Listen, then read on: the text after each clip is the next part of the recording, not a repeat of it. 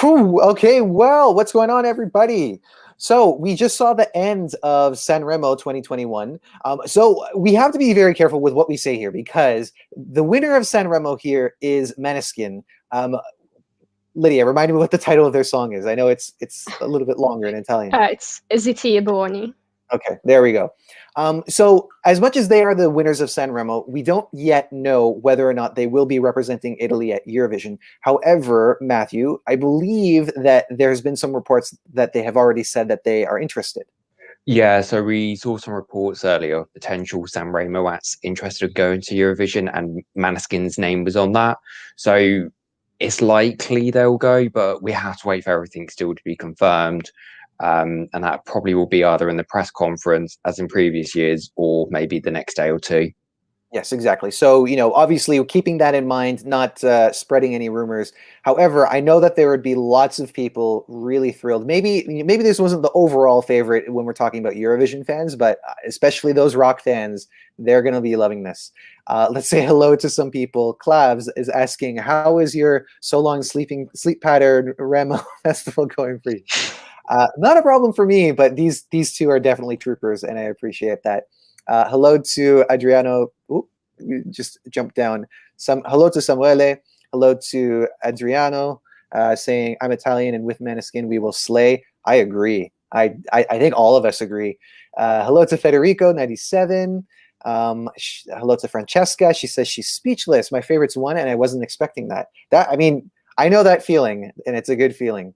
Hello to, I might have already said hello to Shadow Revolver. Joanne Johnson saying that it's a surprise win. Milosh Gaming is saying best choice for Italy. Francesca saying yay. Euroboy 4 pointing out that we have two rock songs now from Finland and Italy. Let's talk about that. Let's start with you, Lydia, because I know that this was your favorite of all of the entries, right? Yeah, absolutely. And also, before that, Dark Side was my winner of Eurovision, and I was pretty sure that it was going to remain my winner, but then Sanremo happened, and if they end up going to Eurovision, it's definitely going to be my winner. And we did talk about this before in a previous stream, but we do think that Måneskin and Blind Channel are on different quality sides. Even though I love Blind Channel's song, but it's not really comparable to Zitti Buoni, in my opinion. Yeah. My attitude generally when it comes to rock music in Eurovision is that it tends to just not be, it's not at the same level as rock music that I really, really enjoy. And I think that might have something to do with the fact that a lot of rock artists would probably look at Eurovision as like, beneath them, or it's too pop. But obviously we do get our mix of rock artists, and we have certainly had some great ones. I would say that this is one of the best that I've seen so far, and definitely coming for Blind Channel's territory. Matthew, how do you feel about this being the potential Eurovision winner? Or sorry, getting ahead of myself. The potential. I agree. I agree. I know you do. I definitely know you do. Sorry, let me rephrase. The potential representative for Italy at Eurovision. So when I first saw Måneskin, that was the act that really jumped out to me as being the best act to go to Eurovision for Italy. I just watched it and thought, Eurofans, non-Eurofans, on the night itself, they're gonna be remembered, and that's what you need at Eurovision. You need to make an impact. It doesn't have to be loud, as Duncan proved, but I think in this instance it's going to go down really well. Yeah, I mean, as I mentioned in a previous stream, that it's not my kind of music itself, but I really appreciate it.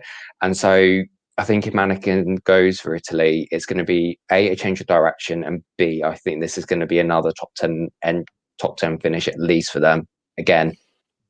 Could be. I mean, I think that the question that always comes up when it comes to rock music is, how is this going to go with juries? And it isn't to say that it's kind of dead on arrival for being a rock song, but it's just when you consider like all of the cultures and the kind of people that sometimes get selected to be on juries in certain countries, how are they going to appreciate, or at least how much are they going to appreciate rock music? So, I mean, I would definitely love to see this do really, really well, and I think that I think that people will recognize its qualities and not just get in the fact that it's a rock song won't necessarily get in the way. But I'm obviously very pleased. Matt is saying that this was a big surprise. If Irema could not make it, Måneskin are a great second best.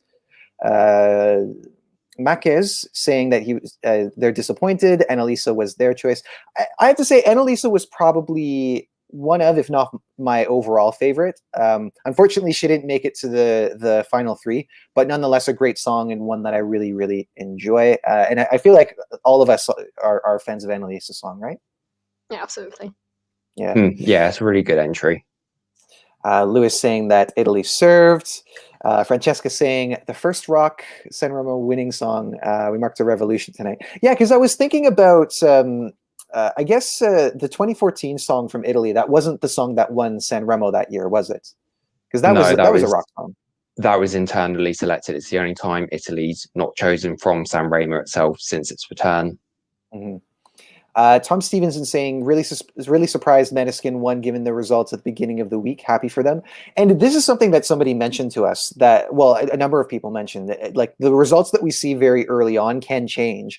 And I mean, one thing that I saw, which, you know, especially considering the final three, Irma was at the top, like, from the beginning. So it seemed like it was going right to him, but in the end, he ended up coming third.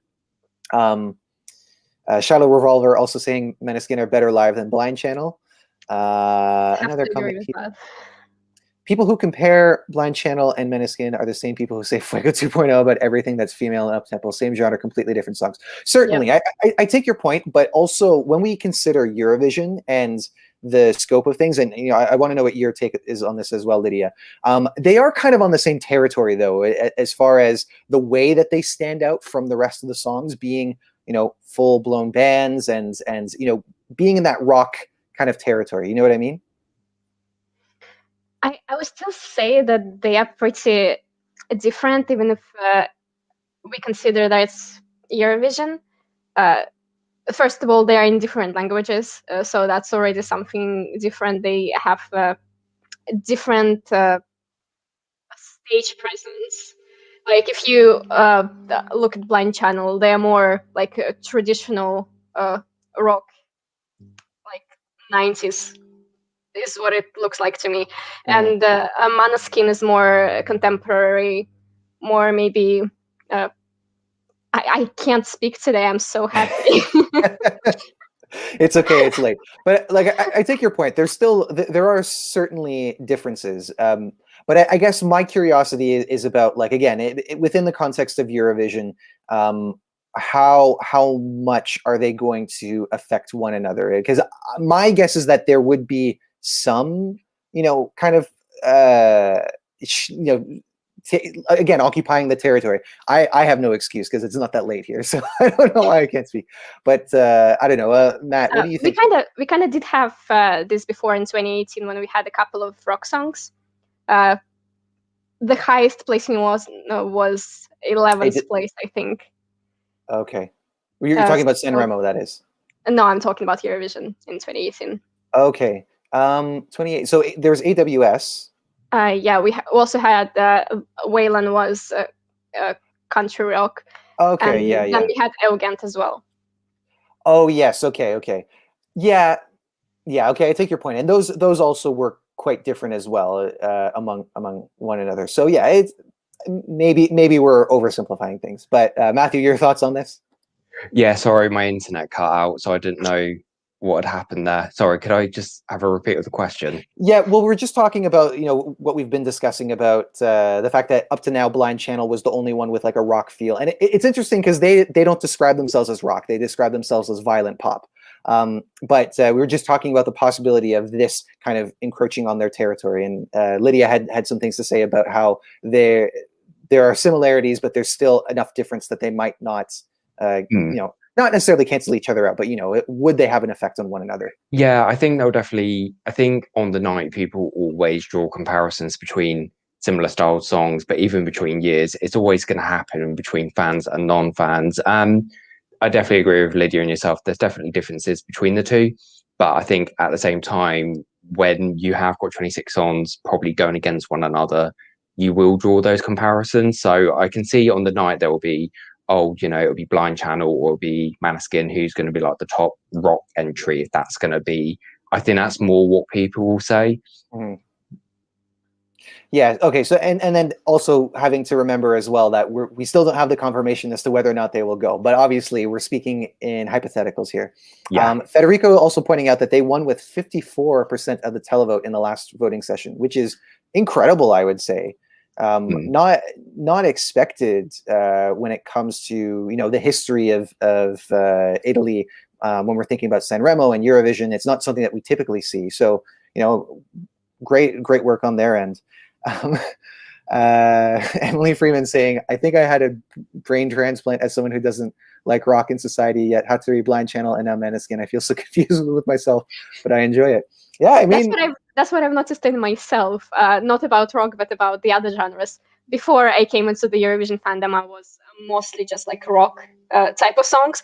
But now I listen to literally everything. So it's Eurovision magic. You're just experiencing it. Yeah, I think that like Eurovision helps you open, like in order to really appreciate Eurovision, you have to have an open mind anyways, because if you don't, if you come in looking for like very specific types of music, then you're going to be disappointed or you're going to be annoyed by, boring ballads and whatever. I'm just thinking of the typical things we hear from people who only want one type of music.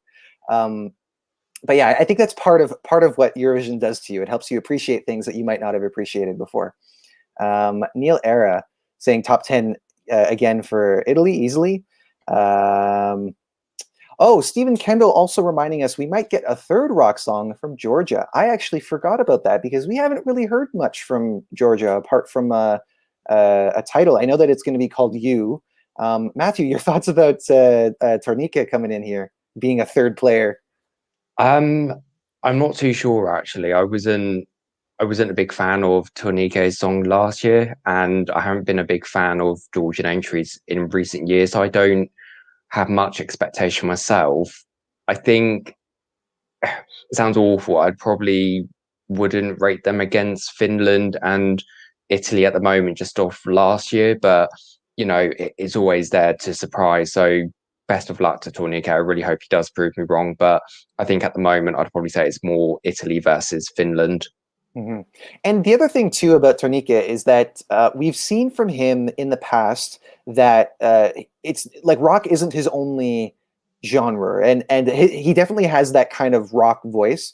But I know that he tried to compete, or he competed to represent Georgia.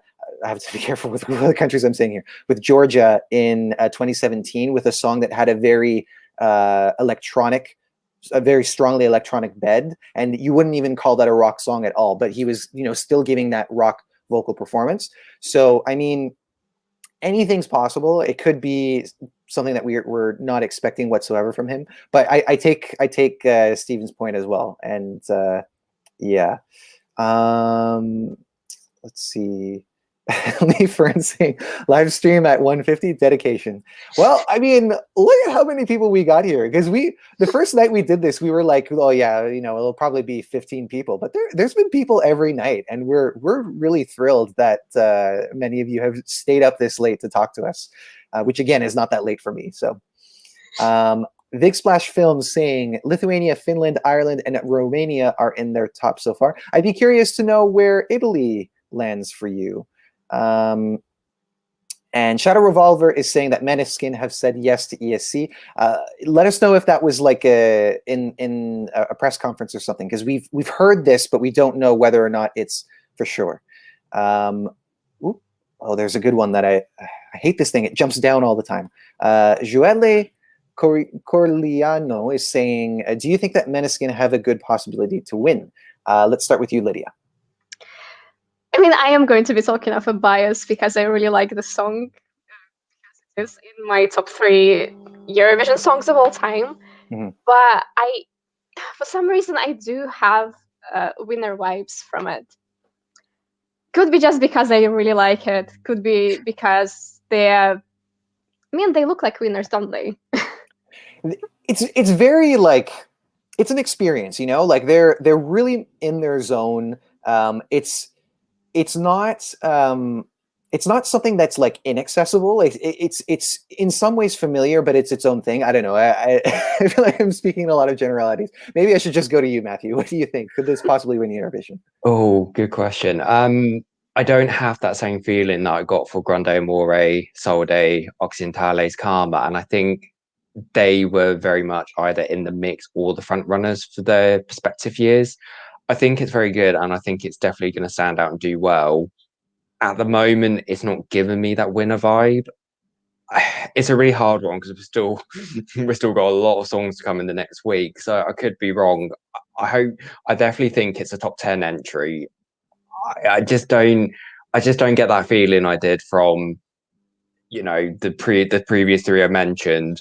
And what is the length of this song? Because the problem with some Sanremo songs is they're longer than 3 minutes, so they have to cut it down to 3 minutes. Mm-hmm. And I mean, that was for me the death of Occidentales Karma's chances at Eurovision. It was the big favourite, and then the 3 minute removal of the verse, and it just completely changed the song for me. So there's still a lot of factors to play in. Yeah, I mean, it's going to do not well. too long. It's 3 minutes and 13 seconds, so it's not too okay. bad. Yeah. Was that 3 minutes 13 seconds? You said. Okay, that's nothing. That it won't. Yeah. Compared to other Sanremo At least I think it is. Italy entries that they've had to change it, and there's been a mixed bag of how they go on to do. I want to say good luck to them, and I think they'll do very well. But I don't feel that winner vibe that I have from previous Italian entries, and Italy is my favorite country at Eurovision. So, I want an Italian if you hate me, it's fine. Huh? Oh, I wasn't sure what you were talking about before. This is what I'll say. If I would love to see this win. Whether or not it would happen, again, like as I mentioned before, it really comes down to what the juries are going to make of it. Because thinking about true rock entries that we've seen win Eurovision, the only one that I can think of is Lordi, and that was in a time when it was 100% televote. As far as are they a contender to win the televote, certainly. I think that this could be something that people really, really vibe with. But as Matthew pointed out, there are a lot of factors to consider, especially the fact that there are still another 15 well, more than that. I think like 16, 17, 18 songs to be decided. And also we're still waiting to get that absolute confirmation that this is going to be the one for Italy, remembering that. But yes, for Lydia's sake, I'll say that if this won, I would be very happy. And considering the songs that have been chosen, I would say that this probably gives me bigger winner vibes than almost all of them. There's one that I'm going to keep to myself until I see them all, which I think might have the chance to win. Let's hear what you guys are saying, because we've been talking a lot. Amani saying, so happy for Måneskin. Milos is saying that we have 24 songs now. We did hear yesterday, I believe, that Armenia has withdrawn. So that should mean that we have another 16 to go, providing there aren't any other last minute dropouts. Jeffrey saying that the studio version is 3:13. So again, that's nothing, shouldn't affect the song too much. Shadow Revolver saying Cyprus or Italy for the win. Marie saying much better than Hatsuri, which I mean, again, this is what I'm talking about. Yeah, they're totally different sonically, but this is what I'm talking about when it comes to the Eurovision associations, because yeah, Hatsuri was not rock music, but it was edgy, and it had that it fit that niche of this is the edgy song in Eurovision. Whereas and that's the concern that I have when it comes to talking about Blind Channel, because they're being out edgied, in my opinion. You know what I mean?